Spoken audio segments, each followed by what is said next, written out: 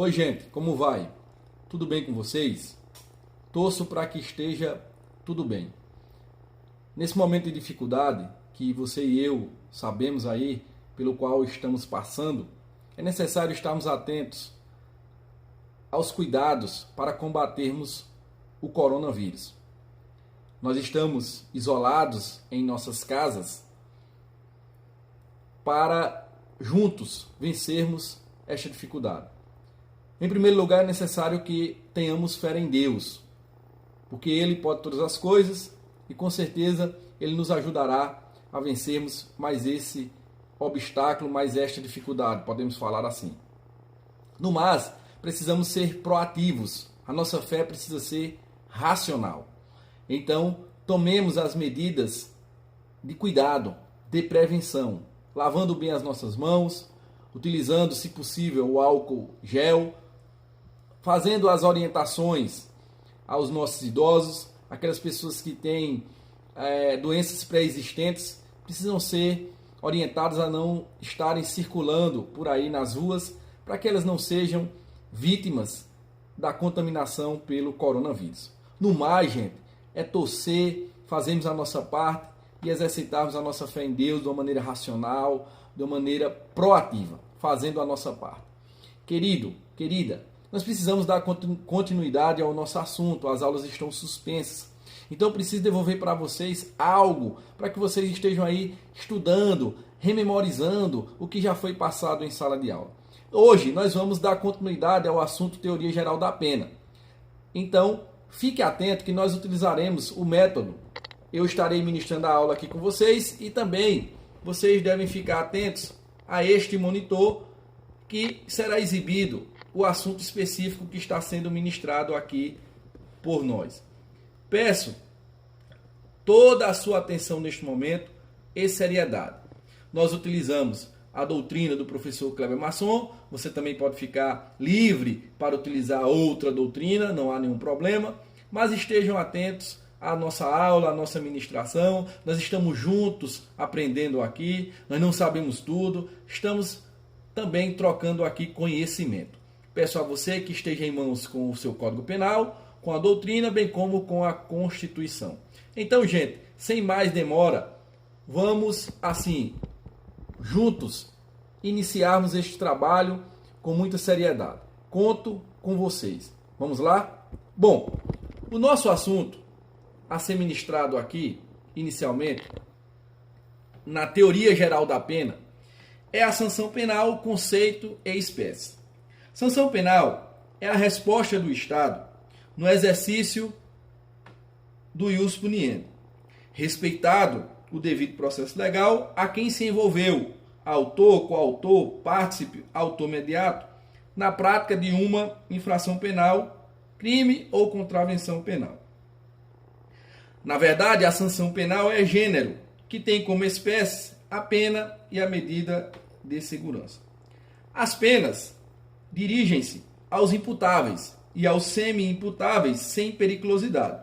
Já as medidas de segurança destinam-se aos inimputáveis e aos semi-imputáveis dotados de periculosidade.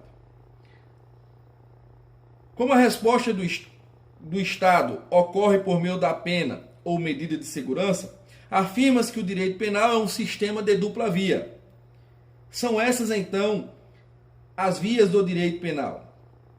A primeira via do direito penal é a pena, na sua modalidade privativa de liberdade, restritiva de direitos ou multa. Já a medida de segurança é a segunda via do direito penal.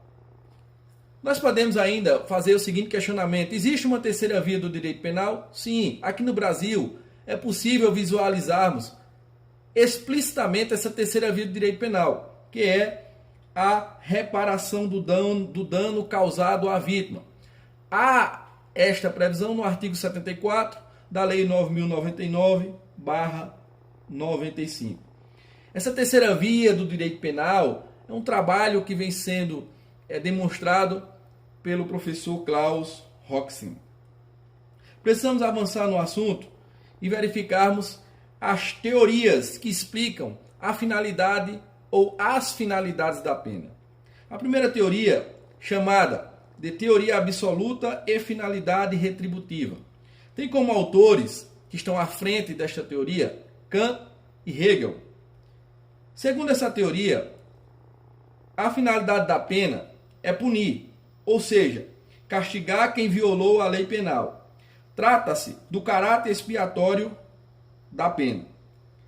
De acordo com a teoria absoluta, a pena é um mal justo aplicado pelo Estado em resposta ao mal injusto do crime.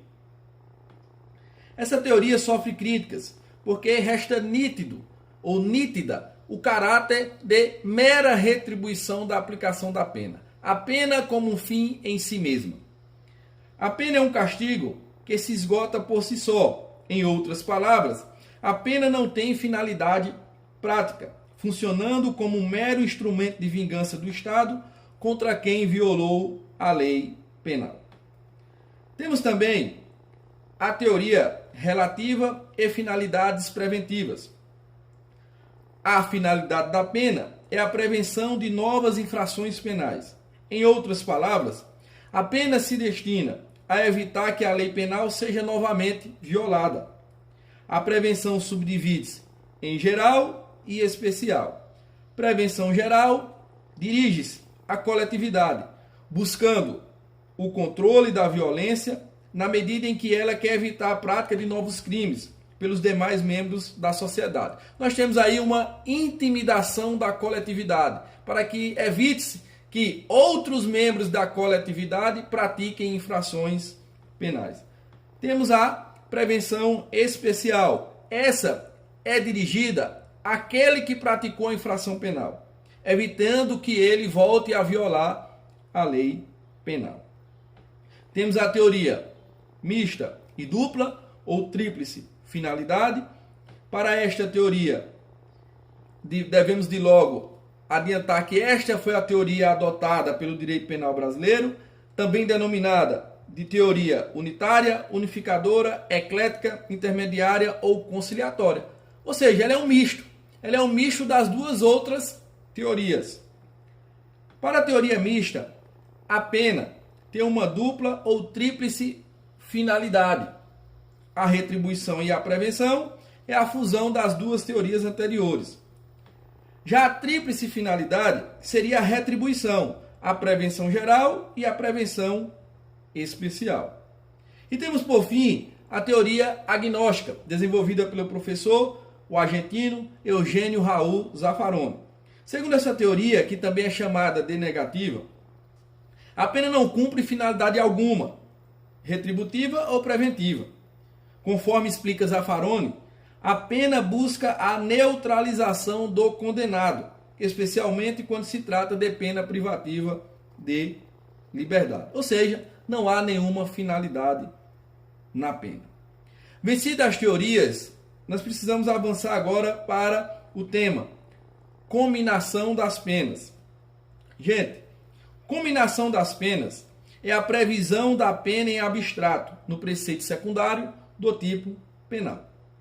Existem espécies de cominação. A cominação é a atividade do legislador, quando vai abstratamente apresentar um quanto de pena.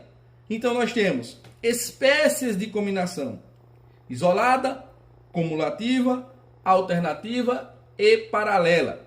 Peço a você, querido aluno, querida aluna, você amigo que nos acompanha, que vá até a doutrina e se aprofunde nesses aspectos. Você precisa também, neste momento, voltar os seus estudos para a doutrina, fazer pesquisas, para que você também dê a sua contribuição no sentido de ser proativo no avanço da nossa aula, do nosso assunto.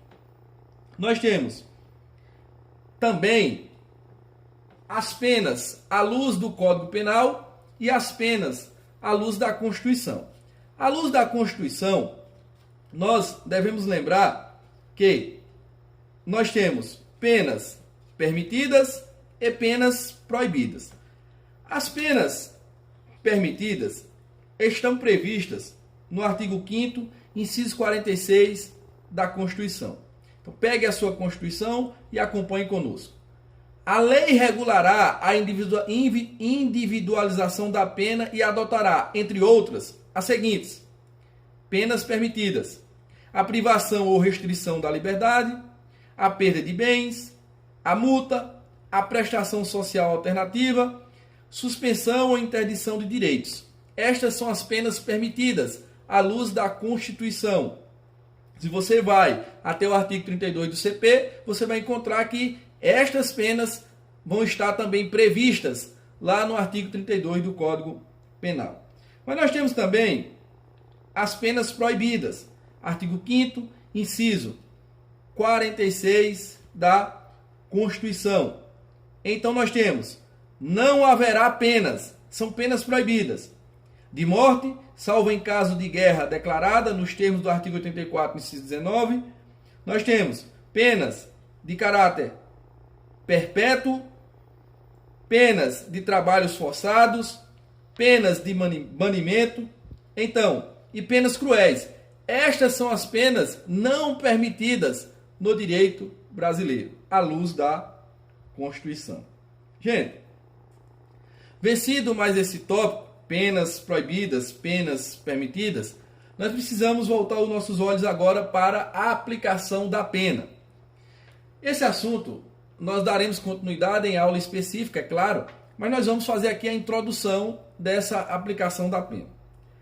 A aplicação da pena é a atividade exclusiva do Poder Judiciário e que exige respeito ao devido processo legal, consistente em fixar a pena na sentença ou no acórdão em quantidade determinada, em desfavor de quem se envolveu na prática de uma infração penal. O legislador, no seu trabalho, ele comina a pena em abstrato, mas quem aplica a pena é o magistrado, é o Poder Judiciário. E na aplicação da pena, o magistrado deve estar atento à quantidade prevista no preceito secundário, essa que foi definida pelo legislador. O princípio, o fundamento da aplicação da pena está visível no que reza o princípio da individualização da pena. Então, na aplicação da pena, o judiciário, na pessoa do magistrado, do Estado juiz, ele encontrará uma pena específica para cada indivíduo. Então, princípio da individualização da pena. O pressuposto para a aplicação da pena é a culpabilidade. Em outras palavras, sem culpabilidade não se aplica a pena, seja ela vista ou não como elemento estrutural do crime. O inimputável recebe medida de segurança, justamente porque a ele falta culpabilidade. Nós temos, gente, critérios para a aplicação da pena. Nós temos um critério trifásico. A aplicação da pena é efetuada através de um procedimento com 3 fases. E nós temos um critério bifásico. A aplicação da pena é efetuada através de um procedimento com 2 fases. O Brasil adotou os 2 critérios. No critério trifásico, a aplicação da pena privativa de liberdade. E o critério bifásico, a aplicação da pena de multa. Gente, essa é a nossa primeira etapa da nossa aula. Espero que vocês tenham gostado. É uma forma para que vocês estejam voltando aos livros, voltando ao estudo. E também, gente, não levar essa situação como meras férias, essa situação de prevenção do coronavírus. Então você precisa realmente voltar o seu foco para os estudos. Nós iremos dar continuidade nos vídeos seguintes e de já eu agradeço a sua compreensão, a sua paciência e peço que você se mantenha firme nos estudos. Então, gente, foi um prazer estar com vocês. Até a próxima.